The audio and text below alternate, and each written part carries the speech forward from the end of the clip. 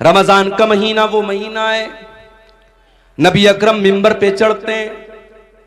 अबू हुरैरा रज़ी अल्लाह ताला अन्हु हदीस के रावी हैं। आप मिंबर पे चढ़ते हैं और 3 मरतबा फरमाते आमीन आमीन आमीन। साहबा कहते हैं अल्लाह के नबी क्या बात है, आप आमीन क्यों बोल रहे हैं 3 बार? इसीलिए हम जब रमजान का महीना, जब इसका नाम भी हम लेते तो क्या बोलते? रमजानुल मुबारक, बरकत वाला महीना। इसीलिए सहाबे किराम क्या करते थे, ताबईन क्या करते थे, वो रमजान का इंतजार किया करते थे और अल्लाह से दुआ किया करते थे, अल्लाहुम्मा बल्लिगना रमजान, आय अल्लाह तू रमजान तक हमको पहुंचा दे, आय अल्लाह इतनी जिंदगी दे दे, इतनी सांसें दे दे कि रमजान का महीना हमको मिल जाए। और रमजान में सारी मेहनत करते थे, अमल करते थे, और जब रमजान गुजर जाता था तो दुआ करते थे, अल्लाहुम्मा तक़ब्बल मिन्ना रमजान, आय अल्लाह हमने रमजान में जो तरावी की नमाज पढ़ी, जो रोजा रखा, जो तिलावत की, जो एतकाफ किया, जो भी हमने नेकी की, आय अल्लाह तू हमारी नेकी को कबूल कर ले। 6 महीना इंतजार करते थे रमजान का, और 6 महीना रमजान में जो इबादत करते थे उसकी कबूलियत की दुआएं किया करते थे। कौन? सहाबा, ताबईन और इस उम्मत के असलाफ। मेरे प्यारे साथियों, हम वो खुश नसीब लोग हैं, हमें रमजान का महीना मिला है। अगर हमारे दिमाग में एक्साइटमेंट नहीं है, रमजान को लेकर के हमारे दिमाग में कोई तैयारी नहीं है, तो ये खतरे की घंटी है। हमें ये समझ लेना चाहिए कि हमारा ईमान बहुत कमजोर है। इसीलिए अल्लाह ताला कुरान में मुनाफिकों के बारे में कहता है, वलौ अरादुल खुरूज लअद्दू लहू उद्दतन। ये मुनाफिक लोग जो बहाना करते हैं कि हमारे पास जाने का सामान नहीं था, हमारे पास तैयारी होती तो हम भी जंग के मैदान में जाते, हम भी जंगे तबूक में शामिल होते। ऐ नबी, ये मुनाफिक लोग झूठ बोल रहे हैं। वलौ अरादुल खुरूज लअद्दू लहू उद्दतन, अगर वाकई में इन मुनाफिकों ने तैयारी, अगर इनको जाने का इरादा होता तो इन्होंने तैयारी की होती। वलाकिन करिहल्लाहुम बिआतहुम फसब्बतहुम, लेकिन अल्लाह ताला को मंजूर यही था, ये काहिल लोग हैं, ये कामचोर लोग हैं, ये सुस्त लोग हैं। अल्लाह ताला को मंजूर ही नहीं था कि ये आपके साथ जंग के मैदान में जाएं, इसलिए अल्लाह ताला ने इनको बिठा दिया। वक़ील क़ुदू माल क़ौमिल क़ाइदीन, अल्लाह ने इनसे कह दिया कि जाओ, जो बैठ गए तुम भी उनके साथ बैठ जाओ, तुम्हें मोमिनों के साथ जाना नसीब नहीं होगा। इसलिए मेरे प्यारे साथियों, रमजान के महीने को लेकर के अगर दिल में एक तैयारी नहीं है तो हमारे और आपके लिए बहुत खतरे की घंटी है। मेरे साथ रमजान का महीना वो महीना है, नबी अकरम मिंबर पे चढ़ते हैं। अबू हुरैरा रज़ी अल्लाह ताला अन्हु हदीस के रावी हैं। आप मिंबर पे चढ़ते हैं और 3 मरतबा फरमाते आमीन आमीन आमीन। साहबा कहते हैं अल्लाह के नबी क्या बात है, आप आमीन क्यों बोल रहे हैं 3 बार?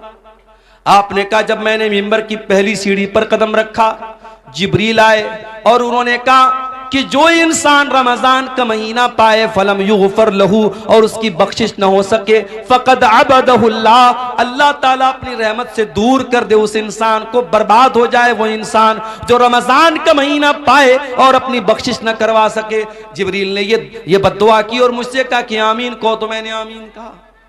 फिर जब मैं दूसरी सीढ़ी पर पहुंचा, जिब्रील ने कहा कि जो अपने माँ बाप में से दोनों को या किसी एक को बुढ़ापे की हालत में पाए और उसके माँ बाप उसको जन्नत में दाखिल न कर पाए। बड़ा मसला है मेरे भाई।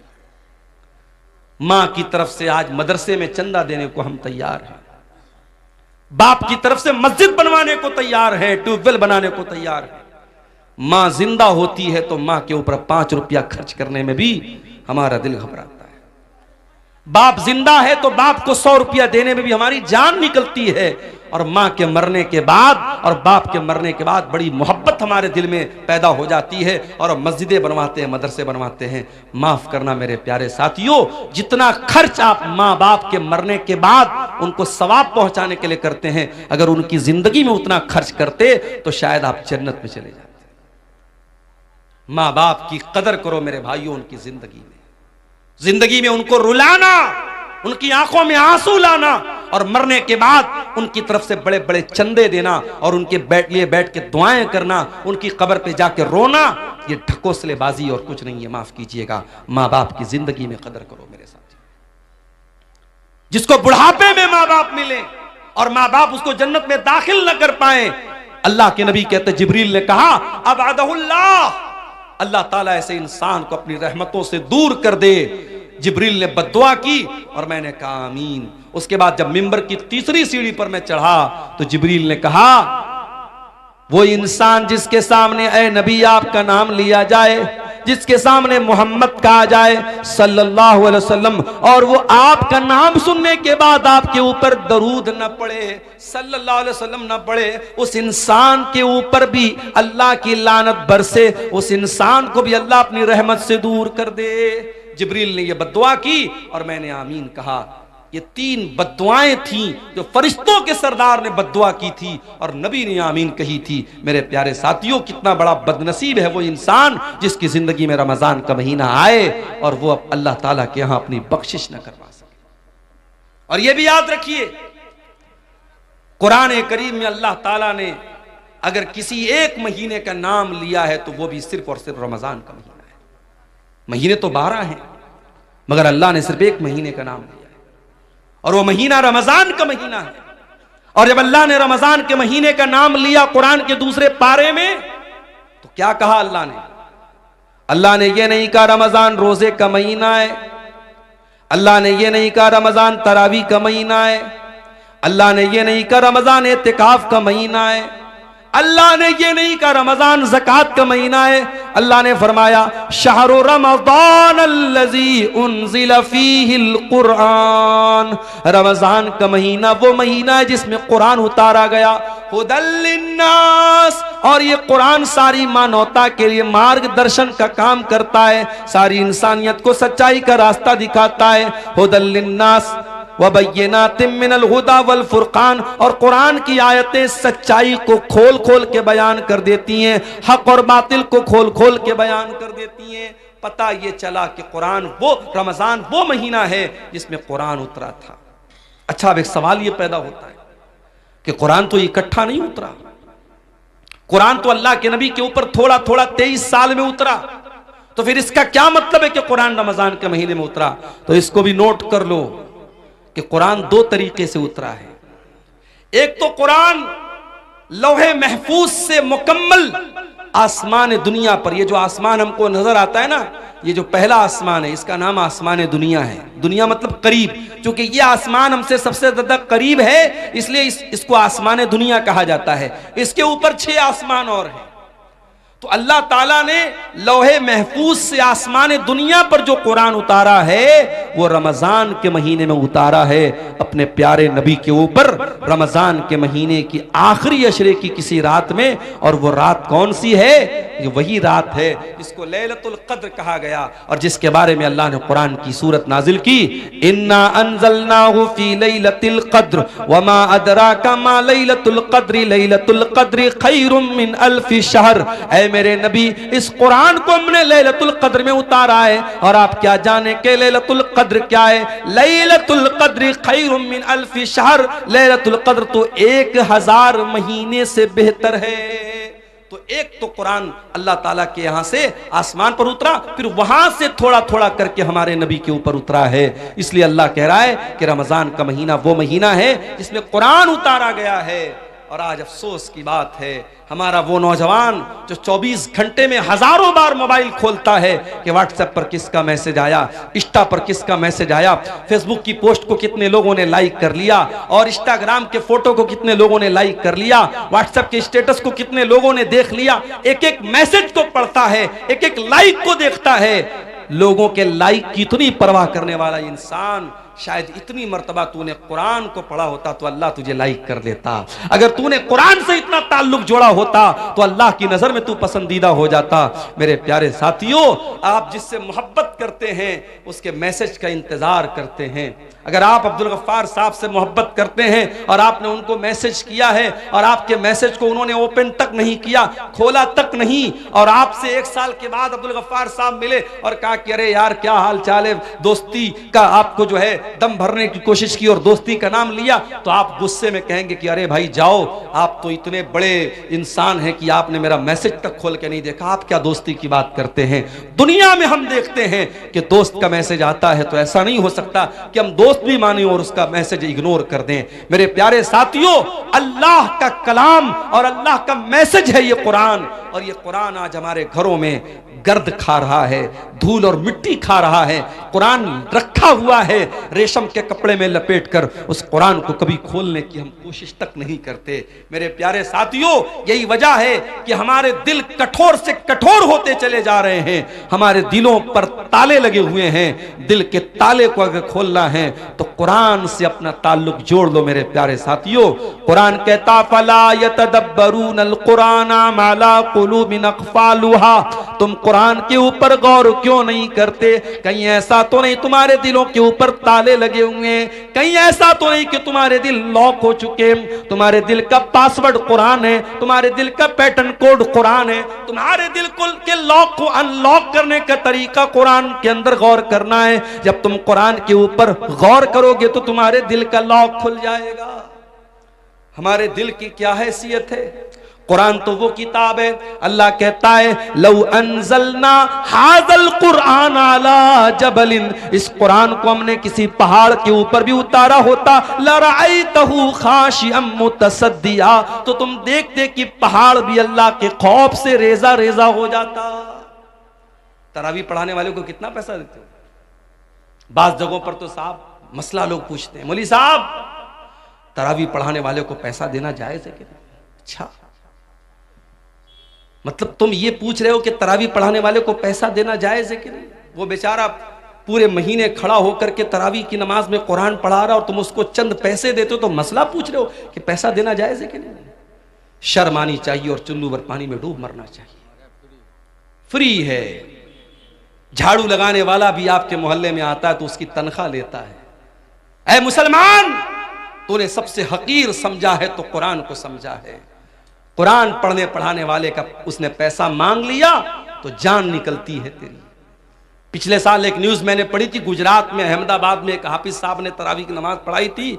उनको वहां की जो मस्जिद के मुसल्लियान थे, किसी ने खुश होकर के 4 व्हीलर दे दी थी। 4 व्हीलर की चाबी के साथ हाफिज साहब का फोटो आया था। हमारे यहाँ तो लोग सुन करके साहब बेहोश हो जाएंगे, अरे तरावी पढ़ाने वाले को 4 व्हीलर मिल गई। तरावी पढ़ाने वाला, कुरान पढ़ने वाला, कुरान पढ़ाने वाला तुम्हारी नजर में हकीर होगा, मेरे रब की नजर में वो हकीर नहीं है। मेरे प्यारे साथियों, मेरे रब की नजर में कुरान पढ़ाने वाले का इतना ऊंचा मकाम है, नबी की नजर में इतना ऊंचा मकाम है। अल्लाह के नबी फरमाते खैरुकुम मन तअल्लमल कुरान व अल्लमहु, तुम में सबसे बेहतरीन इंसान वो है जो कुरान को पढ़ता है, पढ़ाता है, कुरान को सीखता है, सिखाता है। याद रखो मेरे प्यारे साथियों, आप कब्र में जाएंगे वहां भी ये कुरान आपके काम आएगा। कब्र में सवाल पूछा जाएगा, मुनकर नकीर सवाल पूछेंगे, मन रब्बू का, तेरा रब कौन है? मन नबियों का, तेरे नबी कौन है? माँ दीनों का, तेरा दीन क्या है? 3 सवाल होगा कब्र में, 3 सवाल होगा। और माफ करना, इन तीनों सवालों का जवाब मैथमेटिक्स की किताबों में नहीं मिलेगा, साइंस और जियोग्राफी की किताबों में नहीं मिलेगा, हिस्ट्री की किताबों में नहीं मिलेगा, भूगोल की किताबों में नहीं मिलेगा। इन तीनों सवालों का जवाब कहां मिलेगा? जब मोमिन सही जवाब देगा, मेरा रब अल्लाह है, मेरे नबी मोहम्मद सल्लल्लाहु अलैहि वसल्लम है, मेरा दीन इस्लाम है, तो फरिश्ता पूछेगा वमा युद्री का, तुझे इन तीनों सवालों का जवाब कैसे पता चला? तो बंदा कहेगा करा तो किताब अल्लाह फ़आमनतु बिही वसद्दक़तु, मैंने कुरान को पढ़ा था, मैं कुरान पर ईमान लाया था, मैंने कुरान को सच माना था, कुरान के जरिए मुझे इन तीनों सवालों का जवाब मिला है। मेरे प्यारे साथियों, ये कुरान कब्र में भी आपके काम आएगा। औलाद के लिए मेहनत करने वालों, अपनी औलाद को सुख देने के लिए हराम की जायदाद पर कब्जा करने वालों, दूसरों की जमीन हड़पने वालों, सूद और ब्याज का पैसा अपने घर में ला करके अपनी औलाद को पालने वालों, तुम भी कान खोल करके सुन लो, कयामत के दिन ये औलाद भी तुम्हारे काम नहीं आएगी, औलाद भी काम नहीं आएगी। कुरान कहता है यौम यफिरुल मरउ मिन अखी व उम्मिही व अबी व साहिबतिही व बनी। कयामत के दिन इंसान अपनी माँ को देख करके भागेगा, अपने बाप को देख करके भागेगा, अपनी बीवी को छोड़ करके भागेगा, अपने भाई को छोड़ करके भागेगा, अपनी बीवी बच्चों को छोड़ करके भागेगा, अपनी औलाद को छोड़ करके भागेगा। क्यों भागेगा? लिकुल्लि इम्रिइम मिनहुम यौमइज़िन शानु युगनी, इसलिए कि कयामत के दिन किसी के पास इतनी फुर्सत नहीं होगी कि वो दूसरे का हाल चाल ले। कयामत के दिन तो नफसी नफसी का आलम होगा, हर इंसान को अपनी पड़ी होगी, वहां औलाद भी आपके काम नहीं आएगी। लेकिन एक चीज कयामत के दिन भी काम आएगी। कौन सी चीज? अल्लाह के नबी फरमाते हैं इक़राउल कुरान, ओ लोगो कुरान पढ़ा करो, फ़इन्नहु याती यौमल क़ियामति शफ़ीउन लि अस्हाबिही, इसलिए कि कयामत के दिन कुरान आएगा, तुम्हारे हक में सिफारिश करेगा, कुरान तुम्हारे लिए लड़ेगा अल्लाह की बारगाह में और कहेगा अल्लाह, जब दुनिया रात में सोया करती थी तेरा ये बंदा रात में कुरान पढ़ा करता था, जब दुनिया दिन में काम और धंधे में लगी रहती थी ये बंदा खाली टाइम में कुरान पढ़ा करता था। कुरान आपके लिए लड़ेगा और कुरान आपके लिए हुज्जत बनेगा, दलील बनेगा कयामत के दिन। रमजान का महीना कुरान का महीना है मेरे साथी, कोशिश करो। मैं ये नहीं कहता कि आप इतना कुरान खत्म कर लो, मैं ये नहीं कहता कि आप डेली एक कुरान खत्म कर लो, वो सबके बस की बात नहीं। उलमा ने यह भी लिखा है 3 दिन से कम टाइम में कुरान खत्म करना मना है, मगर रमजान का महीना या और कोई ऐसा टाइम जिसमें ज्यादा नेकी करने का हुक्म दिया गया है उसमें आपको मना नहीं है। उसमें आप अगर चाहे तो रमजान में डेली आप एक कुरान खत्म कर सकते, बल्कि बाज उलमा बाज अइम्मा से साबित है कि वो रमजान में डेली एक कुरान खत्म करते थे। आम दिनों में मना है कि 3 दिन से कम टाइम में कुरान खत्म ना किया जाए ताकि बहुत जल्दी जल्दी कुरान ना पढ़ा जाए, कुरान को समझ के पढ़ा जाए। मगर रमजान के महीने में आप जितनी स्पीड के साथ और जितना ज्यादा कुरान पढ़ें कोई हर्ज की बात नहीं। आप तिलावत सही करें, अच्छे अंदाज में करें, जल्दबाजी के चक्कर में कुरान का माना और मतलब ना खराब करें। लेकिन अगर आप जितना भी पढ़ सकते हैं कुरान ज्यादा ज्यादा पढ़ें। मैं एक आपको तरीका बताता हूं। हमारे यहाँ जो वो कुरान होता है हाफिजी कुरान, जिसमें से हमारे हाफिज लोग कुरान देख करके याद करते हैं, अगर आप उस कुरान को अपने सामने रखें, उसमें एक पारे में 20 पेज होते हैं। आपको क्या करना है? हर नमाज के पहले अजान हुई जोहर की, अल्लाहु अकबर, आप मस्जिद में पहुंच जाओ और अजान के बाद आप मस्जिद में पहले 2 रकात सुन्नत पढ़ लो और बैठ करके 2 पेज आप उसको पढ़ लो, सिर्फ 2 पेज। 2 पेज पढ़ने में 5 मिनट लगेगा। हाफिजी कुरान की बात कर रहा हूं जो 16 लाइन का 15 लाइन का आता है, आयत पर शुरू होता है आयत पर खत्म होता है, उस कुरान की बात कर रहा हूं। 2 पेज आपने पढ़ लिया नमाज के पहले। अब जोहर की नमाज आपने पढ़ी, जोहर की नमाज के बाद सुन्नत आपने पढ़ लिया, 2 रकात या 4 रकात जितनी भी अल्लाह ने आपको तौफीक दी। उसके बाद आप बैठे हैं मस्जिद में, अब फिर कुरान खोलिए और 2 पेज और पढ़ लीजिए। 2 पेज नमाज के पहले, 2 पेज नमाज के बाद, 4 पेज हो गए। ऐसा ही आप 5 टाइम की नमाज में कर लीजिए। सिर्फ इतना कर लीजिए आप रमजान में कि हर नमाज के पहले 2 पेज पढ़ना है, हर नमाज के बाद 2 पेज पढ़ना है। 5 टाइम की नमाज में आपके 20 पेज हो जाएंगे। एक पारा आपका आराम से डेली, आप कोई एक्स्ट्रा टाइम आपको नहीं निकालना पड़ा। 5 मिनट आपने नमाज के पहले निकाला, 5 मिनट नमाज के बाद निकाला। आप हर नमाज के बाद इस तरीके से भी करेंगे, एक्स्ट्रा टाइम नहीं भी निकालेंगे तो कम से कम एक कुरान तो आप रमजान में खत्म कर लेंगे इंशाअल्लाह। ये एक मैं तरीका आपको बता रहा हूं। रमजान कुरान का महीना है मेरे साथियों, तवज्जो दो। और 2 तरीके की तिलावत करो रमजान में। एक तिलावत तो ये वाली कर लो कि बस पढ़ना है, सिर्फ पढ़ोगे तब भी सवाब मिलेगा। और एक तिलावत और करो कि समझ करके पढ़ना है। अल्हम्दुलिल्लाहि रब्बिल आलमीन, अब ये आयत आपने पढ़ी, अब नीचे तर्जमा पढ़ लो। तमाम तारीफें अल्लाह के लिए हैं जो सारे जहान का रब है। फिर हो सके तो कोई तफसीर पढ़ लो, तफसीर इब्ने कसीर आती है उर्दू में, वो देख लो। अहसनुल बयान उर्दू की बहुत अच्छी तफसीर है, उसको देख लो। अगर कोई किताब नहीं पढ़ सकते, मोबाइल पर ऐप आता है तफसीर का, अहसनुल बयान का ऐप भी आता है, ऐप से पढ़ लो। धीरे धीरे एक एक आयत की तफसीर जितना टाइम निकाल सकते हो पढ़ो। कुरान पढ़ने का और कुरान पर गौर करने का महीना है रमजान का। ये 2 काम हमें और आपको करना है मेरे साथ। और आगे बढ़िए। सीमांचल के इलाके में बैठा हूं। जब तक मौलाना अजीजुर रहमान साहब यहां आकर के तरन्नुम के साथ बंगला जबान में दुआएं न करें, मदरसे को चंदा नहीं मिलेगा। कई जगहों पर लोगों ने मुझसे कहा मौलाना आप चंदा कीजिए, मुझे चंदा करना आता नहीं। और मैं वो लंबी लंबी ये जो दुआएं देते हैं दान देने वाले को तरन्नुम के साथ बंगला जबान में, अल्लाह ताला बिल्कुल जन्नतुल फिरदौस में पहुंचा देते, मैं पहुंचा भी नहीं सकता मैं। तो अब ये जो मिजाज हमारा बना है कि जब तक दुआ नहीं करेगा सामने वाला, ऐलान नहीं करेगा माइक से, तब तक हम चंदा नहीं देंगे, ये मिजाज भी बदलने की जरूरत है। जरूरी नहीं है कि हर बात का माइक में ऐलान कराया जाए। बनारस में एक मस्जिद बन रही है हमारे मोहल्ले के करीब में। एक अल्लाह का बंदा आया, नमाज उसने पढ़ी, उसने ऐलान सुना कि यह मस्जिद की तामीर का काम चल रहा है। मस्जिद की कमेटी के जिम्मेदार के कान में धीरे से उसने कहा मौलाना साहब मस्जिद की तामीर में जितना छड़ लगेगा मैं देने को तैयार। कोई ऐलान नहीं हुआ, कोई माइक पर लंबी चौड़ी दुआएं उसके लिए नहीं की गई। उसके दिल में अल्लाह ने यह बात डाली मस्जिद बन रही है, जितना छड़ लगेगा मेरी तरफ से लगेगा, जितना सरिया लगेगा मेरी तरफ से लगेगा। कोई अल्लाह का बंदा आता है कहता जितने सीमेंट लगेंगे मैं दे दूंगा। काम इस तरीके से होता है मेरे प्यारे साथियों। आज हमारे अंदर अगर किसी चीज की कमी है तो इखलास की कमी है। किसी गरीब को राशन का किट भी हम देते हैं ना तो फोटो खींचते हैं और अखबार में डालते हैं कि हमने एक गरीब की मदद की। गरीब की मदद तुमने क्या की? तुमने गरीब की इज्जत को नीलाम कर दिया।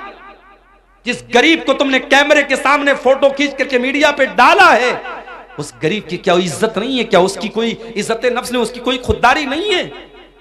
किसी की मदद करने के नाम पे उसकी इज्जत को नीलाम करते हो। किसी जमाने में मुहावरा तक कहावत थी नेकी कर दरिया में डाल, अब कहावत बदल गई। अब नेकी कर फेसबुक पर डाल, नेकी कर यूट्यूब पर डाल, नेकी कर स्टेटस पे डाल। अब तो साहब खाने काबा का तवाफ भी हो रहा तो वहां भी सेल्फी ले रहे हैं। अब एक ही चीज की सेल्फी बची है, अब्बा मर जाएं तो उनकी लाश के साथ भी सेल्फी ली जाए। अब वो भी लोग लेना शुरू कर दिए हैं, अपने मरे हुए बाप के साथ भी लोग सेल्फी ले रहे हैं। अल्लाह माफ करे हम सब। नुमाइश का दौर है, शोहरत का दौर है, रियाकारी का दौर है। रमजान का महीना हमें ये सबक भी सिखाता है मेरे साथी कि कुछ इबादतें ऐसी भी होनी चाहिए जो हमारे और अल्लाह के बीच में होनी चाहिए, और रोजा ऐसी ही एक इबादत है। सुबह फजर के टाइम आपने सहरी खाई, जो भी आपने सहरी खाई, मैं नहीं जानता आपके सीमांचल में क्या क्या खाते हैं। हो सकता है कुछ लोग गोश्त भी खाते हो, सब्जी भी खाते हो, रोटी चावल भी खाते हो। जो भी आपने सहरी के टाइम खाया, सुहर की अजान हो गई। जाहिर है 4 बजे आपने सहरी खाई थी, 12:30 बजे अज़हर की अजान हो रही है। 8 घंटे का टाइम गुजर चुका है, 8.5 घंटे का। मार्च का महीना चल रहा है, गर्मी का आलम है। आप मस्जिद में आए, आपने वजू करने के लिए पानी से अपने हाथों को धोया, चुल्लू में पानी लिया, मुंह में डाला, हलक सूख रहा है। सुबह 4 बजे के बाद आपने पानी नहीं पिया है, हलक सूख रहा है और पानी आपके मुंह में जा चुका है। अगर आप उस पानी के 2-4 कतरे हलक के नीचे उतार लें, वहां तो कोई कैमरा नहीं लगा है, वहां तो कोई कैमरा नहीं लगा है। लेकिन हां, एक बात आपसे यह भी कहना चाहूंगा, जिसके दिल में अल्लाह का डर ना हो, वो खाने काबा में जाके, मक्का में जाकर के भी वहां पर भी वो गंदा काम करता है। अभी कल एक साहब ने मुझको बताया कि खाने काबा के पास जो लोग तवाफ करते हैं, अगर दूसरे का सामान वो उठा लेंगे, उनको ये लगेगा लाखों की भीड़ है, कौन देखने जाता है। मगर हजारों कैमरे हरम में लगे हुए हैं, हजारों कैमरे लगे हुए हैं और पूरा कंट्रोल रूम मौजूद है, और हजारों वहां सीआईडी के लोग और सीबीआई के लोग और पुलिस के लोग उन कैमरों पर नजर रखते हैं। अगर आपने दूसरे का सामान उठाया तो पुलिस फौरन कैमरे से आपको देख लेगी और आपसे पूछताछ हो सकती है। और दूसरे का सामान आपने अगर जानबूझ करके ले लिया है तो आप पकड़े जा सकते हैं। इसलिए जो लोग हज करने जाते हैं, उम्रा करने जाते हैं, उनको यह सिखाया जाता है कि हरम में कोई भी सामान, आपका अपना सामान है तो अलग बात है, किसी का कोई सामान छूने की कोशिश मत करना। एक साहब ने एक वाकया बताया कि तवाफ के दौरान एक हिंदुस्तानी हाजी और हिंदुस्तानी मुसलमान, 50 साल के ऊपर का मुसलमान, बार बार औरतों को टच कर रहा था। तवाफ के दौरान वो गंदा इंसान बार बार औरतों को टच कर रहा था और कैमरे की नजर से जो कंट्रोल रूम में पुलिस वाले मौजूद थे वो बार बार देख रहे थे कि ये इंसान एक बार नहीं, दो बार नहीं, इसने 20 बार ऐसा किया। पुलिस ने उसको अरेस्ट कर लिया। जब जेल में पहुंचा है वो इंसान, उसके जवान बेटे पहुंचे, उसकी बेटियां पहुंची, नहीं हमारा बाप इतना गंदा काम नहीं कर सकता। पुलिस वालों ने कैमरे की क्लिप ला के सामने रख दी, देख लो तुम्हारे बाप ने क्या किया है। इसका मतलब यह हुआ कि जो ठरकी इंसान होता है, जो गंदा इंसान होता है, जिसके दिमाग में शैतान भरा होता है, वो मक्के में पहुंच जाए, खाने काबा के पास पहुंच जाए, वहां भी उसके दिमाग की गंदगी खत्म नहीं होती है मेरे साथी। आपको खाने काबा के पास भी इतना गंदा काम करने से अगर कोई चीज रोक सकती है, अल्लाह का डर और अल्लाह का तकवा ही रोक सकता है। और रमजान का रोजा हमें यही सिखाता है मेरे साथियों। सुबह 4 बजे हमने सहरी में पानी पिया है, जुहर के वजू में पानी के कतरे मुंह के अंदर जा रहे हैं, 2-4 कतरे हलक के नीचे चले जाएं, कौन देखने जाता है? मगर बंदा 2-4 कतरे भी अपने हलक के नीचे जाने नहीं देता है। क्यों? अल्लाह ताला के आम क्या जवाब देंगे? हमारा रोजा बर्बाद हो जाएगा, हमारे रोजे का कोई मतलब नहीं रह जाएगा। इसीलिए अल्लाह के नबी फरमाते हैं कि अल्लाह ताला कहता है अस्सौमु ली व अना अजज़ी बिही, कि बंदा रोजा मेरे लिए रखता है और उसका बदला मैं ही दूंगा। यदौ तामहु व शराबहु व शहवतहु मिन अजली, बंदा मेरे लिए खाना छोड़ देता है, बंदा मेरे लिए पानी छोड़ देता है, बंदा मेरे लिए शहवत छोड़ देता है। बीवी मौजूद है, बीवी के पास नहीं जाता, खाना मौजूद है, खाना नहीं खाता है, पानी मौजूद है, पानी नहीं पीता है। अल्लाह के लिए रोजा हमें इखलास सिखाता है, रोजा हमें अल्लाह का डर सिखाता है। रोजे से सबसे बड़ा मकसद मेरे प्यारे साथियों यही है कि हमारे दिलों में अल्लाह का तकवा पैदा हो जाए। इसीलिए अल्लाह कुरान के दूसरे पारे में कहता है या अय्युहल्लज़ीना आमनू कुतिबा अलैकुमुस्सियामु कमा कुतिबा अलल्लज़ीना मिन क़ब्लिकुम लअल्लकुम तत्तकून। ऐ ईमान वालो, तुम पर रोजे फर्ज किए गए जिस तरीके से तुमसे पहले के लोगों पर फर्ज किए गए, ताकि तुम मुत्तकी बन जाओ, ताकि तुम्हारे दिलों में अल्लाह का तकवा, अल्लाह का डर पैदा हो जाए। तो रमजान के अंदर तकवा पैदा करो मेरे साथियों। और आगे बढ़िए, रमजान के अंदर एक काम हमें और भी करना है। रमजान दुआ का महीना है। कुरान में जहां अल्लाह ताला ने रमजान के रोजे का जिक्र किया, वहीं पर फरमाया व इज़ा सालका इबादी अन्नी फइन्नी करीब। ऐ मेरे नबी, जब मेरे बंदे आपसे मेरे बारे में सवाल करें, उन्हें जवाब दे दो मैं करीब हूं, मैं करीब हूं। उजीबु दावत दाई, मैं दुआ करने वाले की दुआ को सुनता हूं। शर्त यह है फल यस्तजीबू ली वल युमिनू बी, कि बंदा मेरी बात माने और मेरे ऊपर ईमान रखे। रमजान दुआ का महीना है मेरे साथियों। जब आप भूखे प्यासे रह करके अल्लाह की बारगाह में हाथ फैलाते हैं, अल्लाह आपकी दुआ को रायगा नहीं करता, अल्लाह आपकी दुआ को लौटाता नहीं है। इसीलिए अल्लाह के नबी फरमाते हैं सलासु दावतिन ला तुरद, 3 लोगों की दुआ अल्लाह ताला लौटाता नहीं है। दावतुल वालिदिल वलदिही, एक बाप की दुआ, बाप जब अपनी औलाद के हक में दुआ करता, अल्लाह उस दुआ को कभी लौटाता नहीं है। वह दावतुल मुसाफिर, और मुसाफिर की दुआ को अल्लाह ताला लौटाता नहीं है। वह दावतुस साइम, और रोजेदार की दुआ को भी अल्लाह ताला लौटाता नहीं है। रोजे की हालत में मेरे प्यारे साथियों दुआ करो, अपने लिए भी दुआ करो, अपने बच्चों के लिए दुआ करो, अपने माँ बाप के लिए दुआ करो, सारी उम्मत के लिए दुआ करो, मुल्क के हालात के लिए दुआ करो, अपने कारोबार और रोजी रोटी के लिए दुआ करो। और बेहतर यह है कि जो अल्लाह के नबी जो दुआएं करते थे, आप दुआ की कोई किताब ले लो। एक अच्छी सी किताब का नाम मैं आपको बता रहा हूं, हिस्नुल मुस्लिम, बहुत अच्छी किताब है दुआ की। आप ऑनलाइन भी इसको अपने मोबाइल के प्ले स्टोर में जाके इसको डाउनलोड कर सकते हैं। उसमें छोटी छोटी दुआएं हैं, आप देख के उनको पढ़ लीजिए या याद करके पढ़ लीजिए।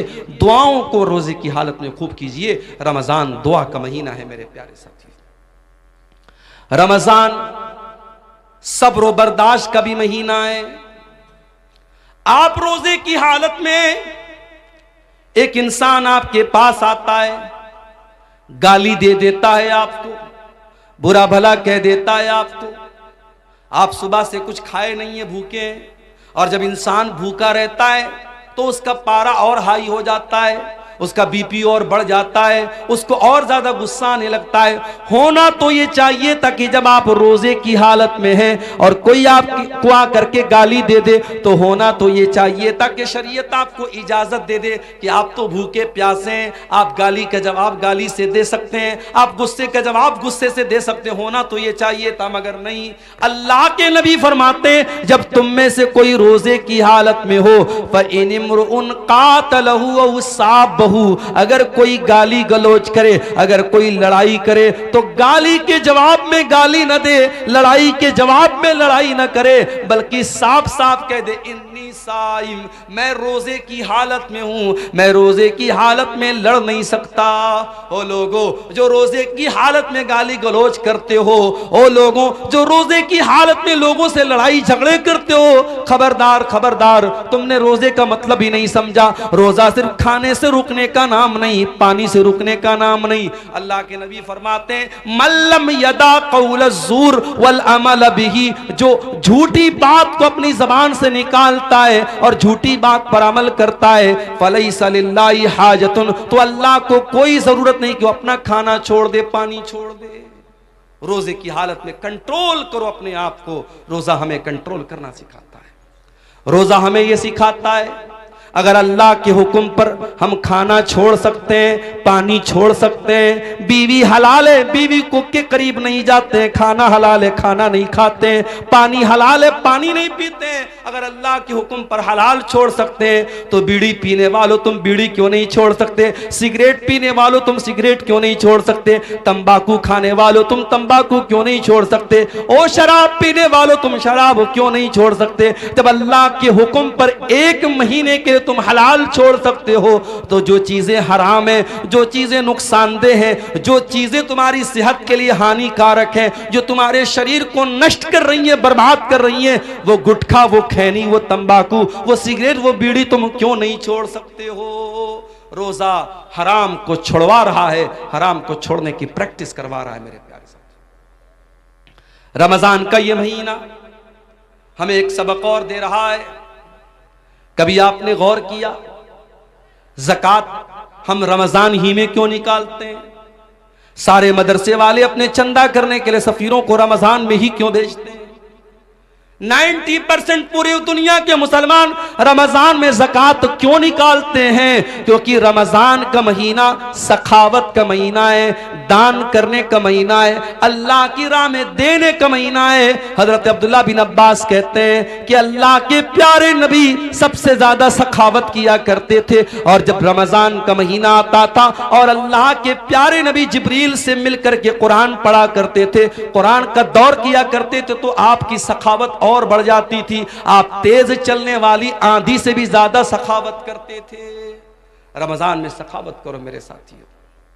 आज अफसोस की बात है, ज़कात वसूलने के लिए लोग आते हैं, बड़े बड़े सेठ लोग लाइन लगवाते हैं, बेचारा ज़कात लेने वाला भिखारी बनकर के लाइन लगाता है, तब जाकर के उसको ज़कात मिलती है। अरे तुझे तो एहसानमंद होना चाहिए, तुझे तो शुक्रिया अदा करना चाहिए कि वो ज़कात लेने वाला तेरे दरवाजे तक आया है, उसने तेरा काम आसान कर दिया, तेरी इबादत को आसान कर दिया, और तू भिखारियों की तरह उसकी लाइन लगवाता है। माफ करना मेरे प्यारे साथियों, ज़कात कोई भीख नहीं है, ज़कात कोई एहसान नहीं है। ज़कात हमारे माल में अल्लाह का हक है। हम जो माल कमाते हैं, उस माल की, हमारे माल पर 2.5% जो ज़कात हम देते हैं, वो माल में अल्लाह का हक है। और रमज़ान में हमें कोशिश ये करनी चाहिए कि अपने माल की ज़कात हम निकाल दें, और ज़कात के अलावा भी हम सदका खैरात करें, क्योंकि हमारे प्यारे नबी सल्लल्लाहु अलैहि वसल्लम इस महीने में कसरत से सदका और खैरात किया करते थे। रमज़ान का ये महीना एक सबक हमें और भी देता है। दुनिया में करोड़ों लोग ऐसे हैं जिनको दोनों टाइम का खाना नसीब नहीं होता। हम और आप आराम से अपने घर में देसी मुर्गा खा रहे हैं, गाय का गोश्त, जो भी आपके यहां जानवर ज़बा होता है, आप हलाल जानवरों का गोश्त खाते हैं। जो भी आपको अल्लाह ताला ने नेमतें दी, आप उसको खाते हैं। लेकिन दुनिया में करोड़ों इंसान ऐसे हैं जो भूखे और प्यासे रहते हैं, उनके पास खाने को खाना नहीं है। मेरे प्यारे साथियों, रमजान का महीना वो महीना है जिस महीने में आप 13-14 घंटे भूखे रहते हैं। अमीर को भी भूखा रहना है, गरीब को भी रहना है, करोड़पति को भी रहना है, और एक सामान्य आदमी को भी रहना है। ये रमजान में भूखे रह करके आपको ये सबक सिखाया जाता है कि ऐ मेरे बंदो, तुम तो अपनी मर्जी से भूखे हो, तुम्हारे पास खाना है तब भी तुम नहीं खाते हो, तुम्हारे पास पीने को चीजें तब भी तुम नहीं पीते हो। इस दुनिया में करोड़ों लोग ऐसे हैं जो मजबूरी की वजह से भूखे रहते हैं, उनके पास कोई चीज नहीं कि वो खा सके, वो बेचारे न खाने को कुछ है न पानी को कुछ है। रमजान के इस महीने में जब आप दस्तरखान पर तरह तरह की चीजों को खाने के लिए बैठा करो मेरे साथियों, तो आप फलस्तीन के शहर गाजा के अपने उन भाइयों को याद कर लेना, जब हेलीकॉप्टर से खाने की किटें उनको फेंकी जाती हैं, उनके छोटे छोटे बच्चे खुश हो जाते हैं, 3 दिन बाद 4 दिन बाद उनको खाने को कुछ मिल जाता है। मेरे प्यारे साथियों, वो भी तो आपके मुसलमान भाई हैं, वो भी तो आपके कलमा गो भाई हैं, इसी धरती पर रहते हैं, उनके घरों को तबाह कर दिया गया, उनके कारोबारों को बर्बाद कर दिया गया, उनकी दुकानों पर बुलडोजर चला दिया गया। उन अपने गरीब और मजबूर भाइयों को याद करने का महीना है रमजान का महीना।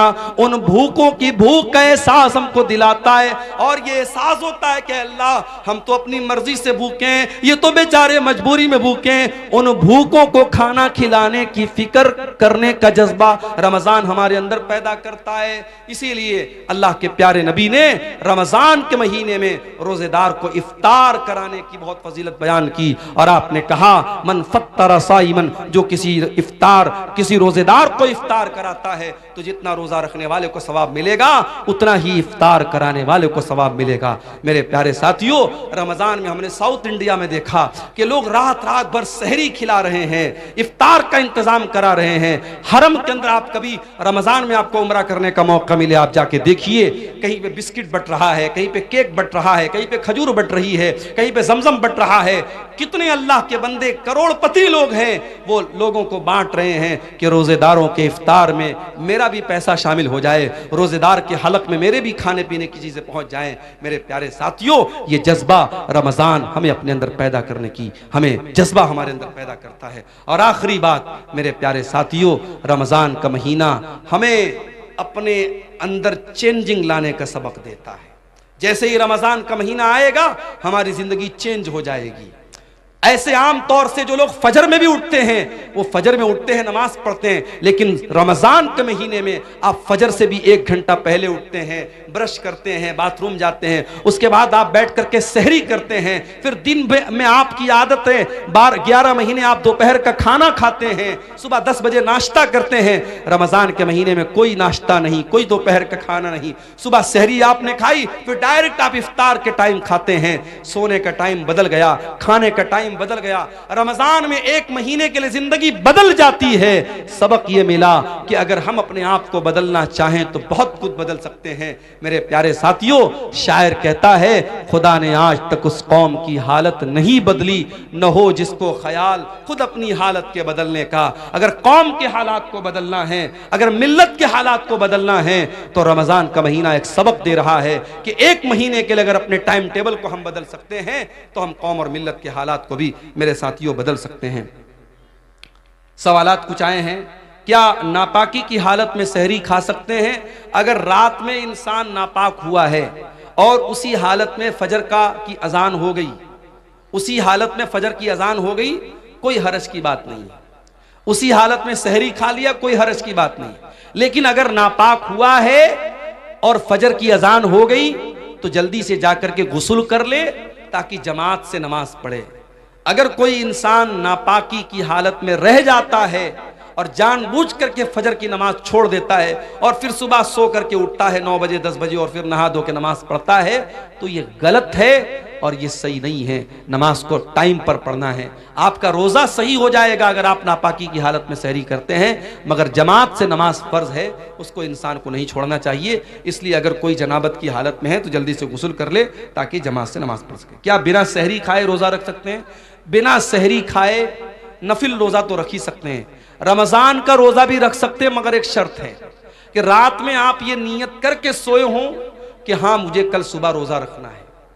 नफिल रोजे में नियत जरूरी नहीं है। नफिल रोजे में आप फजर के टाइम अगर उठे, अजान हो गई, आपके दिल में इरादा पैदा हुआ कि आज मैं रोजा रख लेता हूं, सहरी नहीं खाई आपने, आपने फजर के बाद नियत कर ली, आप नफिल रोजा रख सकते हैं। मगर रमजान में रात ही में आपको दिल में ये इरादा करना पड़ेगा कि हाँ मुझे कल रोजा रखना। अगर ये इरादा करके आप सोए थे और सुबह आपकी नींद नहीं खुल पाई सहरी में, तो बगैर सहरी के भी आपका रोजा हो जाएगा। रोजे की हालत में थूक निगलना कैसा है? ऑटोमेटिक नेचुरली तौर पे अगर कुछ थूक आपका हलक के अंदर चला जाता है तो कोई हरज की बात नहीं, लेकिन जानबूझ के अपने मुंह में ढेर सारा थूक बनाना और उसको निगलना, ये मुनासिब बात नहीं, ये जो है अखलाक के भी खिलाफ बात है। ऐसा नहीं करना चाहिए। बहरहाल उससे रोजा तो नहीं टूटेगा, मगर ऐसा करना ठीक नहीं है। क्या रोजेदार रोजे की हालत में बीवी का बोसा ले सकते हैं? ले सकते हैं, मगर एक शर्त के साथ कि इंसान को अपने ऊपर कंट्रोल हो। पता लगा कि बीवी का बोसा लेने गया और नापाक हो गया तो मसला हो जाएगा, फिर वो एक रोजा ही नहीं जाएगा, उसको 60 रोजा रखना पड़ जाएगा, या 60 मिस्किनों को खाना खिलाना पड़ जाएगा, या लगातार 2 महीना उसको रोजा रखना पड़ेगा, तो वो बहुत भारी पड़ जाएगा। इसलिए जो इंसान अपने नफ्स पर कंट्रोल कर सकता है उसको इस बात की इजाजत दी जा सकती है, इससे रोजा नहीं टूटता है। ठीक है। जो शख्स किसी बीमारी की हालत में रोजा न रख सके तो उसका क्या मसला होगा?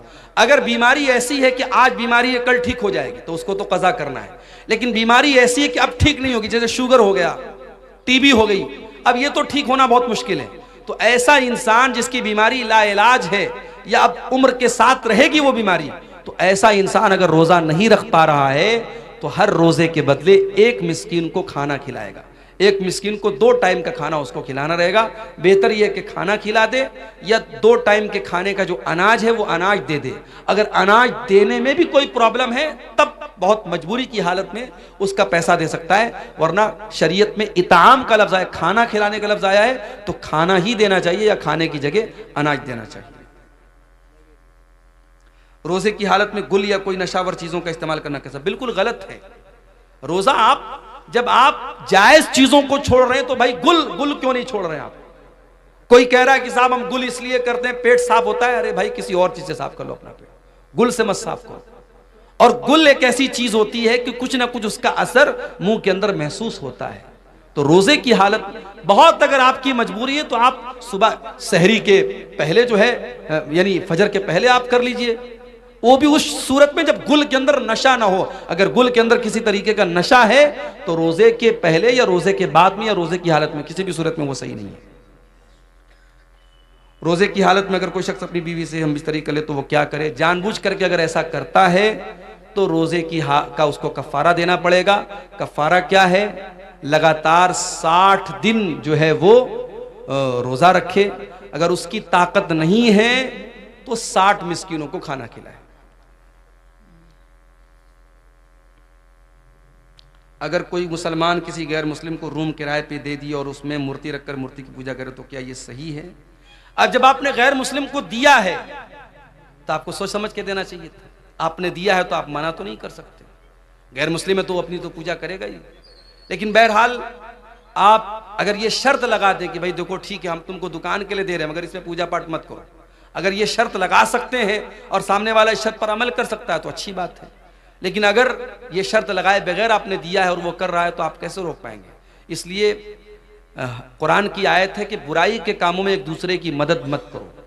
ये एक तरीके का शिर्क हो रहा है जो आपके घर में हो रहा है, तो आप शिर्क के कामों में सपोर्ट का सबब ना बने, उससे बचने की कोशिश करें। क्या मदरसे में सदक़तुल फित्र देना चाहिए? कोई आलिम बोलते हैं कि दे और कोई बोलते हैं ना दे। अगर मदरसे में गरीब बच्चे हैं, गरीब बच्चों के ऊपर वो पैसा खर्च हो रहा है, उसका अलग हिसाब किताब है कि सदक़तुल फित्र का जो अनाज है वो उन्हीं गरीब बच्चों पर खर्च हो रहा है या वो रकम उन गरीब बच्चों पर खर्च हो रही है, तब तो दिया जा सकता है। लेकिन आम तौर से उसमें मुदर्रिसीन की तनख्वाह भी दी जा रही है, मदरसे की तामीर भी हो रही है, तो ऐसी सूरत में देना ठीक नहीं है, क्योंकि सदक़तुल फित्र का पैसा मिस्कीन को देने का हुक्म है, हर जगह देने का हुक्म नहीं है। जो आलिम खुद अमल नहीं करता और वो दूसरों को वाज़ नसीहत करता है तो क्या सही है? जाहिर है कि सही तो नहीं है। लिमा तक़ूलूना मा ला तफ़अलून, वो बात क्यों कहते हो जो तुम करते नहीं हो? क्या हलाल जानवर का खुसिया खा सकते हैं? जानवर जब हलाल है तो उसके बदन की तमाम चीजें हलाल है, कोई भी चीज मकरूह नहीं। इसीलिए हम जब रमजान का महीना, जब इसका नाम भी हम लेते तो क्या बोलते हैं? रमजानुल मुबारक, बरकत वाला महीना। इसके नाम के साथ हमने मुबारक जोड़ दिया, और ये मुबारक जो हमने जोड़ा है रमजान के साथ, ये हमने नहीं जोड़ा है, ये खुद अल्लाह के प्यारे नबी जनाब मोहम्मद रसूलुल्लाह सल्लल्लाहु अलैहि वसल्लम ने जोड़ा है। रमजान का महीना जब आता था, अल्लाह के प्यारे नबी वेलकम करते थे, इस्तकबाल करते थे, सहाबे किराम को खुशखबरी देते थे। रमजान का महीना आता था, अल्लाह के नबी अपने सहाबा के सामने खुतबा देते थे और कहते थे, अताकुम रमजान शहरुन मुबारकुन फरज़ल्लाहु अज़्ज़ा व जल्ला अलैकुम सियामा। ऐ मुसलमानों, रमजान का महीना आ चुका है, बरकत वाला महीना, मुबारक महीना आ चुका है। जिस महीने के रोजे तुम्हारे ऊपर फर्ज है वो महीना आ चुका है। तुफ्तहु फी अब्वाबुस समा, इस महीने में आसमान के दरवाजे खोल दिए जाते हैं। व तुगलक़ु फीही अब्वाबुल जहीम, और जहन्नम के दरवाजे बंद कर दिए जाते हैं। व तुगल्लु फीही मरदतुश शयातीन, और शैतानों को इस महीने के अंदर कैद कर दिया जाता है, जंजीरों में जकड़ दिया जाता है। लिल्लाहि फीही लैलतुन हिया खैरुम मिन अल्फि शहर, अल्लाह की कसम इस महीने में एक रात ऐसी है जो 1000 महीने से अफजल है। 1000 महीना 84 साल से भी ज्यादा। एक रात, इस महीने में एक रात, और रात किसको बोलते हैं? मगरिब बाद से लेकर के फजर तक का टाइम, यानी मैक्सिमम 12 घंटा, 12-13 घंटा। ये मगरिब बाद से लेकर के फजर तक का टाइम, ये एक रात, अल्लाह के नबी कह रहे हैं कि इस महीने में एक रात ऐसी है जो बेहतर है 1000 महीने से, 84 साल से बेहतर है। मन हुरिमा खैरहा फकद हुरिम, जो उस महीने, उस रात की भलाई से महरूम हो गया, जिसको शबे कद्र में नेकी करने का मौका नहीं मिला, शबे कद्र में तिलावत करने का मौका नहीं मिला, जो शबे कद्र में रात में तहज्जुद नहीं पढ़ सका, उससे बड़ा महरूम, उससे बड़ा बदनसीब कोई नहीं। वो महीना बिल्कुल दस्तक दे रहा है। 2 दिन के बाद मेरे प्यारे साथियों वो महीना शुरू। मेरे प्यारे साथियों, रमजान का महीना भी तो एक मेहमान बन के आ रहा है। ऐसा मेहमान बन के आ रहा है जो अल्लाह की रहमतें लेकर के आ रहा है। ये महीना हमारे और आपके गुनाहों की बख्शिश का जरिया बन करके आ रहा है। हम अगर चाहें तो इस महीने में अपने गुनाहों को बख्शवा सकते हैं। इस महीने में तरावी की नमाज पढ़ करके हम अल्लाह ताला के मुकर्रब बन सकते हैं। इस महीने का रोजा रख करके अल्लाह से अपने गुनाहों को माफ करवा सकते हैं। इस महीने में कुरान की तिलावत करके अपने गुनाहों के बादलों को हम छांट सकते हैं, साफ कर सकते हैं। होना तो ये चाहिए था, इस महीने के लिए हमारे दिलों में एक एक्साइटमेंट पैदा होती, एक उत्सुकता होती, और हम ज़हनी तौर पर इस महीने के इस्तकबाल के लिए तैयार होते। मगर क्या बात है, लोगों को फिक्र हो रही है कि साहब रमजान आएगा, क्या होगा, दोपहर का खाना कैसे खाएंगे हम। बाज लोग जब रमजान का जिक्र आता है ना तो क्या बोलते हैं, खा लो 2 दिन के बाद दोपहर का खाना नसीब नहीं होगा। यानी रमजान का नाम सुनते ही एक कुछ लोगों के दिल और दिमाग में एक मुसीबत आ जाती है कि यार बड़ी मुश्किल वाला महीना आ गया, 13-13 घंटे 14-14 घंटे भूखे रहना पड़ेगा, 1-1 घंटा 1.5-1.5 घंटा खड़े होकर तरावी की नमाज पढ़नी पड़ेगी, सुबह 4 बजे उठ करके सहरी खाना पड़ेगा। औरतों को अलग फिक्र रहती है, हमको ये बनाना पड़ेगा, वो बनाना पड़ेगा। अगर रमजान के ताल्लुक से ये निगेटिव सोच, ये मनफी सोच, ये नकारात्मक सोच आपके जहन में है तो मेरे प्यारे साथियों ये बहुत अफसोस की बात है। अगर आप वाकई में अल्लाह वाले हैं, अगर आप वाकई ईमान वाले हैं, तो आपको खुश होना चाहिए कि अल्लाह ताला आपकी जिंदगी में एक रमजान का महीना और दे रहा है। हमें से बहुत सारे लोग ऐसे हैं, पिछले साल भी नौशाद भाई की दावत पर आपके गांव में आया था, तकरीर करके चला भी गया था, और जहां तक मुझे याद है वो प्रोग्राम भी रमजान के पहले ही हुआ था। पिछले साल रमजान का महीना गुजरा था और आपके गांव के बहुत सारे लोग उस वक्त जिंदा थे जो आज जिंदा नहीं है, अल्लाह को प्यारे हो चुके हैं। उनमें बूढ़े भी होंगे, उनमें जवान भी होंगे, उनमें मर्द भी होंगे, उनमें औरतें भी होंगी। पिछले साल वो हमारे बीच में थे, इस साल हमारे बीच में नहीं है। मौत ने उनको हमसे दूर कर दिया, वो अल्लाह के पास चले गए और अल्लाह ताला ने हमारी जिंदगी में एक और रमजान का महीना दे दिया है। मेरे प्यारे भाइयों, हम वो खुश नसीब लोग हैं जो अपनी जिंदगी में एक रमजान और देखने वाले हैं इंशाअल्लाह। ये कोई मामूली बात नहीं है, ये अल्लाह ताला का बहुत बड़ा करम है, उसकी बहुत बड़ी कृपा, बहुत बड़ी मेहरबानी, बहुत बड़ी इनायत है कि वो एक रमजान हमको और दे रहा है। और रब्बे काबा की कसम, जिसको जिंदगी में एक रमजान एक्स्ट्रा मिल रहा है, वो उसके बराबर, वो इंसान जिसको उसके मुकाबले में एक रमजान कम मिला हो, वो दोनों कभी बराबर नहीं हो सकते। जिसको 2024 का रमजान मिला और 25 के आने से पहले वो अल्लाह के यहां चला गया, तो वो इंसान आपके बराबर नहीं हो सकता अगर वाकई में आप रमजान को रमजान की तरह गुजारेंगे। आइए मैं एक वाकया आपको सुनाता हूं। इब्ने माजा की सही रिवायत है। हदीस के रावी कौन है? अबू तलहा रजी अल्लाह ताला अन्हु। माफ कीजिएगा, तलहा, अबू तलहा नहीं, तलहा, अबू तलहा अलग है, तलहा अलग है। अबू तलहा अंसारी साहबी है और तलहा मुहाजिरीन में से है। हजरत तलहा रजी अल्लाह ताला अन्हु फरमाते हैं, ये तलहा बिन उबैदुल्लाह कौन है? जो उन 10 सहाबा में से जिनको अल्लाह के नबी ने जन्नत की खुशखबरी सुनाई थी। मैं पूछूं अगर अपने नौजवानों से, अपनी बहनों से, जरा बताओ कि वो 10 सहाबा कौन है जिनको नबी ने नाम लेकर के जन्नती कहा था? तो हमारे बहुत सारे नौजवान हैं जो दाएं बाएं झांकने लगेंगे, नहीं मालूम। उनसे ये पूछ लो कि इंडिया की टीम के 11 क्रिकेटर्स के नाम क्या है, पूरा बता देंगे।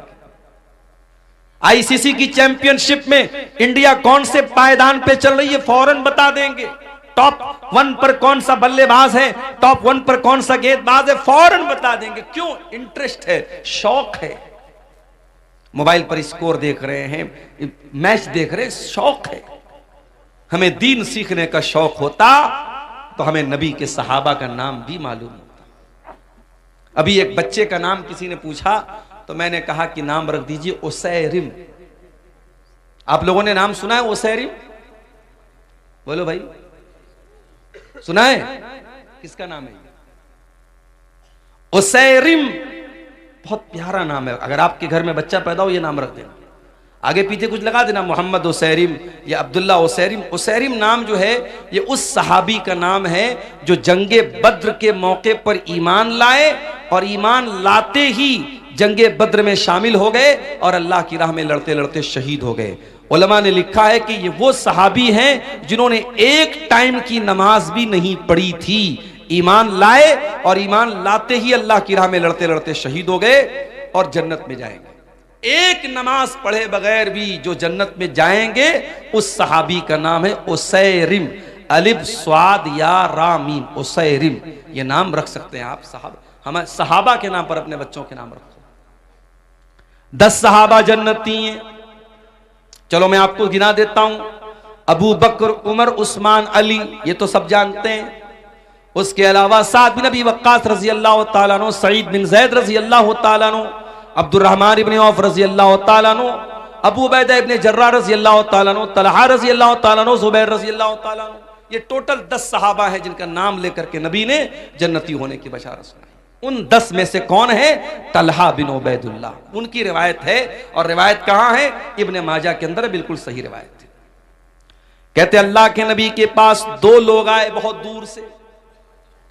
दोनों ने एक साथ इस्लाम कबूल किया। वो दोनों दोस्त भी हो सकते थे, दोनों पड़ोसी भी हो सकते थे, दोनों भाई भी हो सकते थे, हदीस में उसकी वजाहत नहीं है। दोनों एक ही इलाके के रहने वाले थे, दोनों ईमान लाए, एक साथ ईमान लाए। लेकिन उनमें से एक ज्यादा मेहनती था दूसरे के मुकाबले में। एक दीन के कामों में ज्यादा एक्टिव था, ज्यादा चुस्ती वाला था, फुर्तीला था। एक थोड़ा उससे कम मेहनत करता था, एक ज्यादा मेहनत करता था। होता है अपने घर में, हम देखते हैं एक आदमी ज्यादा मेहनती होता है, दूसरा कम होता है। एक उसमें से ज्यादा एक्टिव था, और वो जो ज्यादा एक्टिव था वो अल्लाह की राह में लड़ते लड़ते शहीद हो जाता है। उसका जो दोस्त होता है उसके 1 साल के बाद उसका इंतकाल होता है। पहला वाला जो मेहनती था वो अल्लाह की राह में लड़ते लड़ते शहीद होता है, दूसरा वाला नेचुरल तरीके से इंतकाल कर जाता है, मौत हो जाती है। हजरत तलहा कहते मैंने ख्वाब देखा कि मैं जन्नत के दरवाजे पर खड़ा हूं, इतने में जन्नत से एक निकलने वाला निकला, यानी फरिश्ता निकला, और जो इंसान बाद में जिसका इंतकाल हुआ था और जो दीन के मामले में कम मेहनत करता था, उस फरिश्ते ने उसको जन्नत में जाने की इजाजत दी कि तुम जन्नत में चले जाओ। उसके बाद उसने उससे कहा जो ज्यादा मेहनती था और अल्लाह की राह में जो लड़ते लड़ते शहीद हुआ था, उससे कहा तुम चले जाओ। उसके बाद वो फरिश्ता मेरे पास आया और उसने कहा फ़इन्नका लम यानी लका बादु, अभी तुम्हारे जन्नत में जाने का टाइम नहीं आया है। हजरत तलहा कहते उसके बाद मेरी नींद खुल गई। मैंने जब अपना ये ख्वाब सहाबा को बयान किया, फ़अजिबू लिज़ालिका, तो सहाबा को बहुत अजीब लगा कि ऐसा कैसे हो सकता है कि जो इंसान अल्लाह की राह में शहीद हो गया और जो दीन के मामले में ज्यादा मेहनत करता था वो बाद में जन्नत में जा रहा है, और जो नॉर्मल तरीके से मरा था वो पहले जन्नत में जा रहा है, ऐसा कैसे हो सकता है। सहाबा को इस बात पर बहुत ताज्जुब हुआ। जब ये बात अल्लाह के नबी तक पहुंची, आपने सहाबा से पूछा कि तुम्हें किस बात पर ताज्जुब हो रहा है। अय अल्लाह के नबी, हमें इसी बात पर ताज्जुब हो रहा है कि जो इंसान बाद में जिसका इंतकाल हुआ था वो जन्नत में पहले कैसे चला गया। आपने फरमाया अलैसा कद मकस बादहू सनतन, जिसका इंतकाल 1 साल बाद हुआ था, क्या अपने भाई के मरने के बाद 1 साल तक उसकी जिंदगी में 1 साल एक्स्ट्रा उसको मिला कि नहीं मिला, 1 साल ज्यादा मिला कि नहीं मिला। हाँ अल्लाह के नबी ज्यादा मिला। अलैसा कद अदरक रमजान व सामा, क्या उसकी जिंदगी में 1 रमजान और ज्यादा मिला कि नहीं मिला। हाँ अल्लाह के नबी 1 रमजान और ज्यादा मिला। क्या उसने जिंदगी में 1 रमजान का रोजा ज्यादा रखा कि नहीं रखा। हाँ अल्लाह के नबी उसने 1 रमजान का महीना रोजा ज्यादा रखा।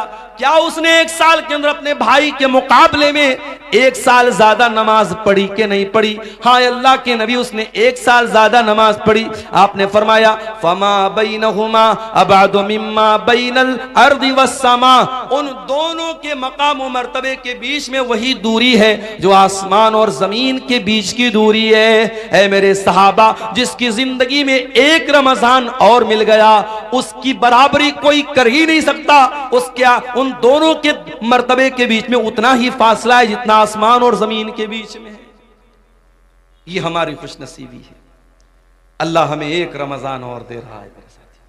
अल्लाह चाहता, और अभी भी अगर अल्लाह चाहे, रमजान का चांद निकलने से पहले हमारी जान जा सकती है, कोई हादसा हो सकता है, कोई मुसीबत आ सकती है, कोई बीमारी आ सकती है। अल्लाह ताला हमें तौफीक दे रहा है कि हमें 1 रमजान और मिल रहा है।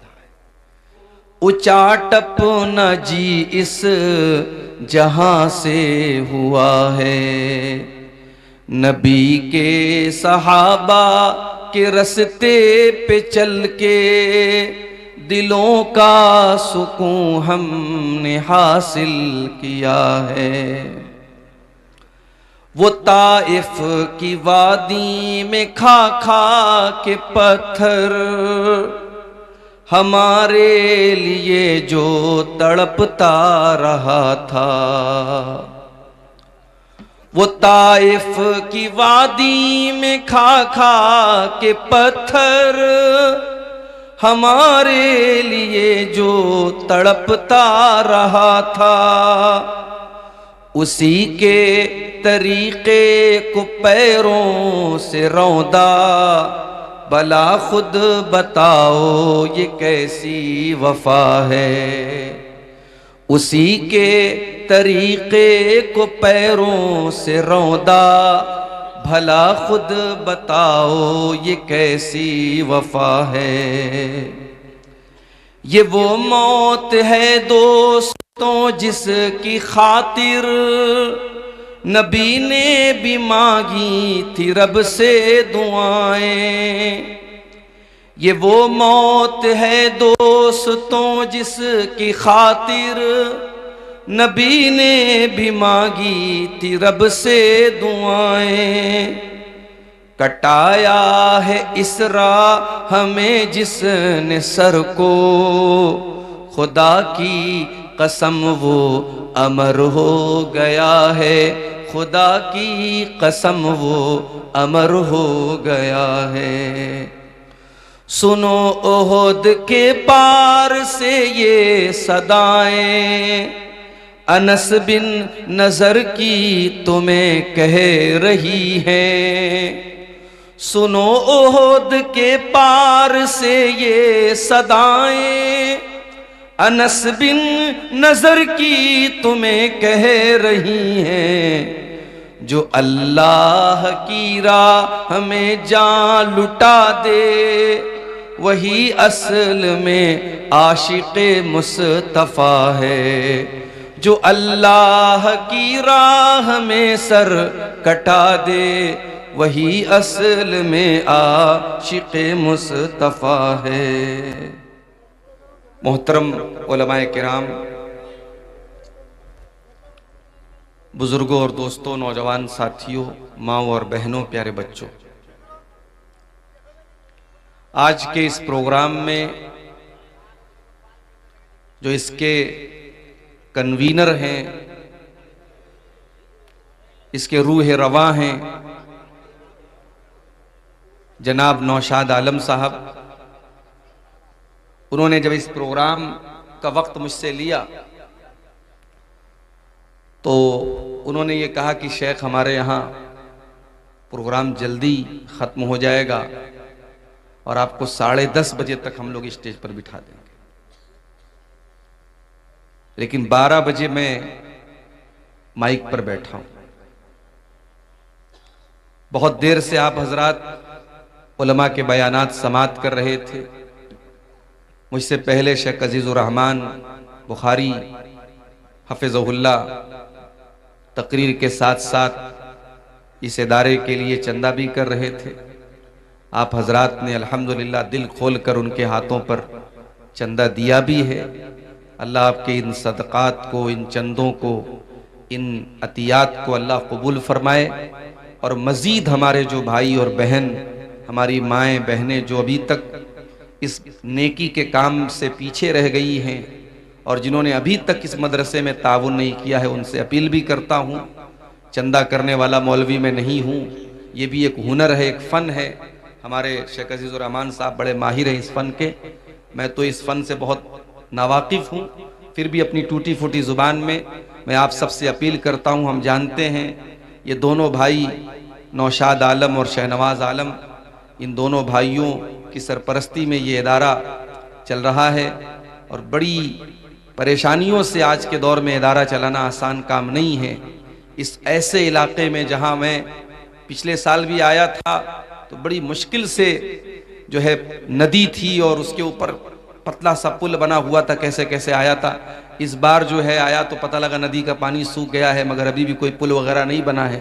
बहुत ही पिछड़ा इलाका और बहुत ही सहूलतों से महरूम इलाका है ये। ऐसे इलाके में ये मदरसा चलाना ये आसान काम नहीं है। आप सबसे गुजारिश है, जो इस गांव के भी हैं और जो आसपास से आए हैं और जो हमारी माएँ बहनें आई हैं, सबसे अपील करता हूं कि आप इस जलसे, आज शाबान की आखिरी तारीखें चल रही हैं और गालिबन पूरी उम्मीद है कि जुमा को रमज़ान का चाँद नज़र आ जाएगा और पहला रोज़ा इंशाअल्लाह हम लोग सनीचर को, हफ्ते के दिन सनीचर के दिन हम रखेंगे। अगर शाबान का ये महीना 29 पर ख़त्म हुआ और चाँद नज़र आ गया तो पहला रोज़ा सनीचर को। मेरे भाइयों, आज शाबान की आखिरी तारीखें चल रही हैं और गालिबन पूरी उम्मीद है कि जुमा को रमज़ान का चाँद नज़र आ जाएगा और पहला रोज़ा इंशाअल्लाह हम लोग सनीचर को, हफ्ते के दिन सनीचर के दिन हम रखेंगे। अगर शाबान का ये महीना 29 पर ख़त्म हुआ और चाँद नज़र आ गया तो पहला रोज़ा सनीचर को पड़ेगा।